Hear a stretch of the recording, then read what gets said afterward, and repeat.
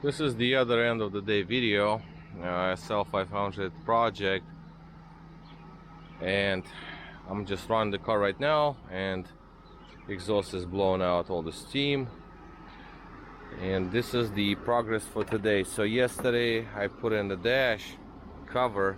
Today I put some other pieces in, that's the trims, and I also cleaned up the center console frame. Put the frame back in, clean the switches, put the switches back in, so those are in place. Center vent over there, that thing had broken clips, but apparently the upper pocket is fine, so it's actually going to hold it in place, but the adjustments are broken, so I have to deal with that one way or the other. I'll figure it out. I'll glue them up.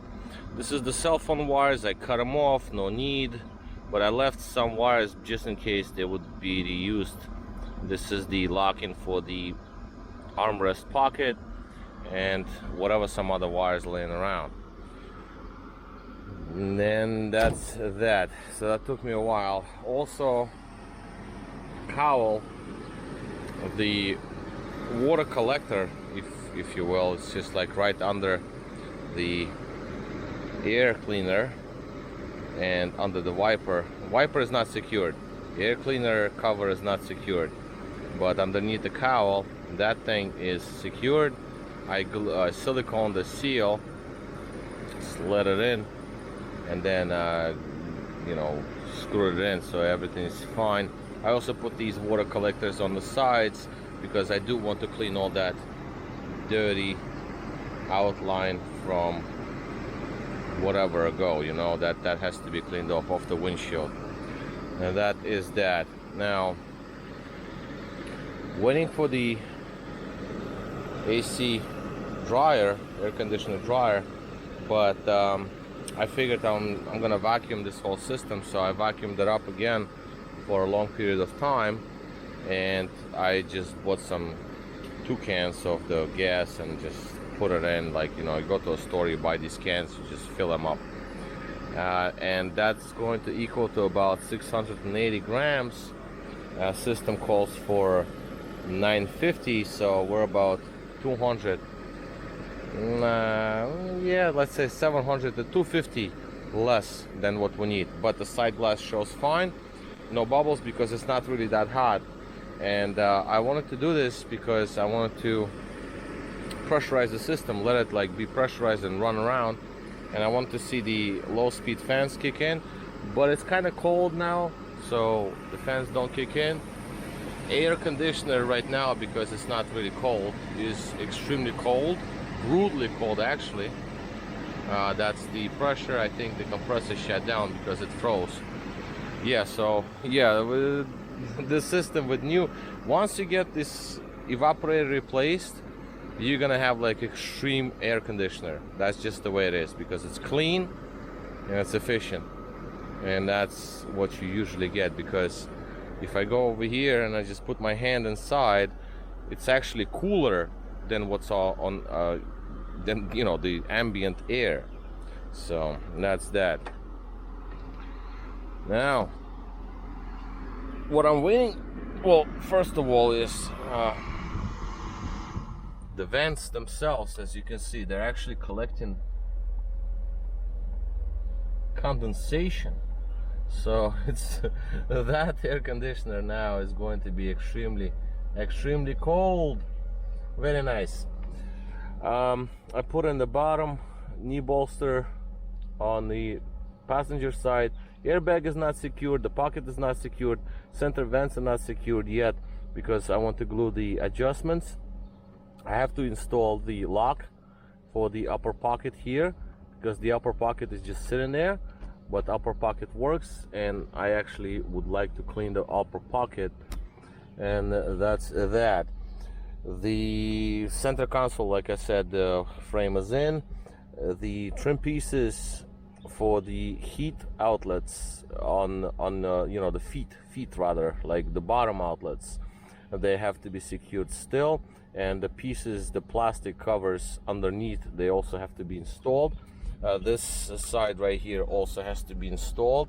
There is another knee bolster similar to the passenger side, but it's just on the driver's side, so that also has to be installed. It's in the back. That's the knee bolster right there on the driver's side piece. The piece above is the center console trim that goes around here, but before you put that in, you have to put in the ashtray cassette holder, which is cassette holder is going to be removed to install the cup holder, because what's the use of the cassettes? We're using the aftermarket radio over here with the the holder for the cell phone, so you just click your cell phone in it right into the radio. That's going to be next. I mean, I'll make the video about that. It's pretty nice radio. I like it. So that is that. And trim pieces, that's my problem, because the side vents, both of those are disintegrated right now, so I have to glue it out from pieces and what have you. I'll deal with that later. This is our wood piece, and that is because I need to close the roof, so I will connect the wood panel here to close the roof when I'm finished for the day. Now also I have a problem with this window. It acts kind of funny, it doesn't make sense, but I'll deal with it later. I just want to go through all these brutal jobs and get these things done, and then there are still panels to clean inside the trunk, because those things are gonna send the canvas, the roof itself, to be replaced, so that's another thing. The wiper assembly here, that's to be repainted, just to make it look, you know, nice and opened up and lubricated, or the gear replaced. Rather, I would replace the gear, just because those gears fail and then wipers doesn't work no more, so I would rather do that. Engine runs, the cover underneath there, splash shield, is needed. That is to be installed, also ordered and installed. Like I said, the speed sensor wires done, and this shock mount over here to be replaced, because the other side is done. That's a new shock mount. The replacement part for this shock mount is in the trunk. That is to be done whenever I feel like doing it, because it's just not essential at the moment. And just as we all like it, I have to actually get my flashlight for this, because this is like cherry on the top. Let me just put the camera down and I'll show you something else.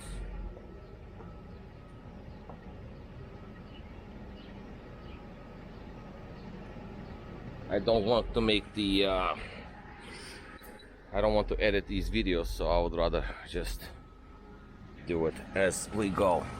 The cherry on top is the fuel leak.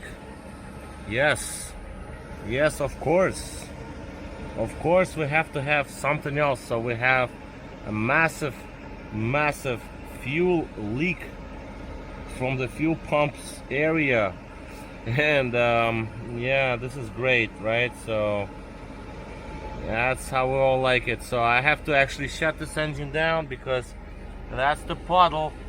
It just developed now. It started leaking today this badly, because it wasn't, but now it is. So this car will never let me go, bro. That's the way I see it, but I'll get it done. I mean, it is what it is. It's not the first, not the last. Like you know, it's just that you're doing one thing, and then 30 years old, that's what you need to expect. So you have to do as much as you can, and once you go through all the things, preventive measures, if you will, like how would you expect that valve to blow up, right? Where is that replacement actually? Oh yeah, it is. Okay, hold on. So I got the bare valve sensor, rather. I think it's actually a low pressure switch, but regardless, like how would you expect this thing to blow up? I never saw it in my life, but it did. The replacement is in the box, but I'm not using it right now. I just put the plug and I shorted the terminals just to get the AC to run. But no, you don't expect that.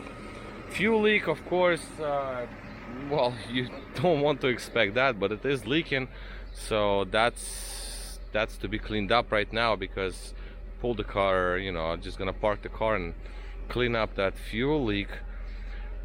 Yeah, so this is where we are. This is another day. The progress is coming through, right? So it's getting there. It's getting there. Engine runs, transmission shifts, AC is good, heat is good, radio is gonna be put in, the sound system was redone as in previous videos, and speakers replaced, amplifier rebuilt, subwoofer repaired, all of that. And yeah, so it's coming along. It is coming along. It just takes a lot of patience and time, obviously, because it's been like 2 months by now. Yeah, it's about 2 months that I've been trying to bring this thing back to life, and it's close, very close. Today I have this center vent from the SL500 right here, 95 model. Now the center vent operates properly, but the adjustments, the levers broke off. Common thing on these cars. So what are we going to do? Either we get the used ones, or I'm going to glue the existing ones. And that's what I'm going to do. I'm going to glue the existing ones. I have only 2 clamps because, like I said, I'm mostly like into the wires and stuff, but I set these up into these how do you call these things? Clamps, right? Yeah, handy clamp, right? This one is self-locking, this one is just spring-loaded, but it doesn't matter. Now, what you want to do, well, the way at least that what I would do is, I took it apart, right? So we got the 2 sections and the metal frame that's removed. We have metal blades, I mean fins rather, and these fins have these plastic adjusters. One side is on the inside and the other side is on the outside. So if I were to just like to put it back in there, it's gonna look like this. So what I'm gonna do is, I already degreased them with alcohol, and I'm going to use gel. Now, you're not supposed to use crazy glue on plastic, because crazy glue eats plastic up, and then it becomes like, you know, gives you white residue. I'll use it regardless, but I'll do it very carefully. And even though if there's going to be a residue, there's still a way around it. But at this point, I'm going to do just a gel with a thin layer of gel, and then clamp it overnight.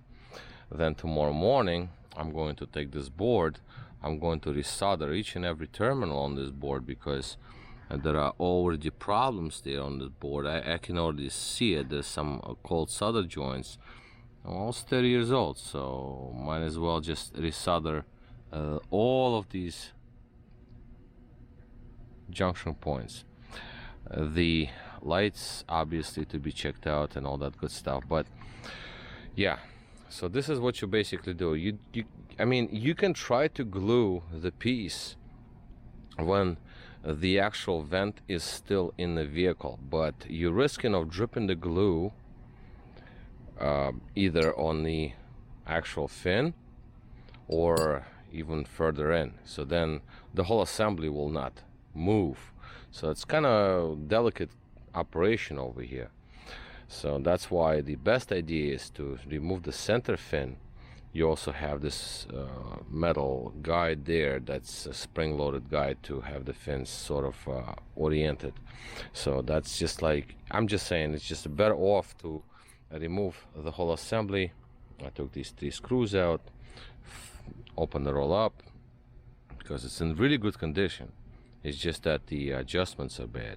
So yeah, so this is basically how I do it, and if there are any other ideas, fine, but it is what it is. This is where we are right now, and I'm going to start gluing it right now.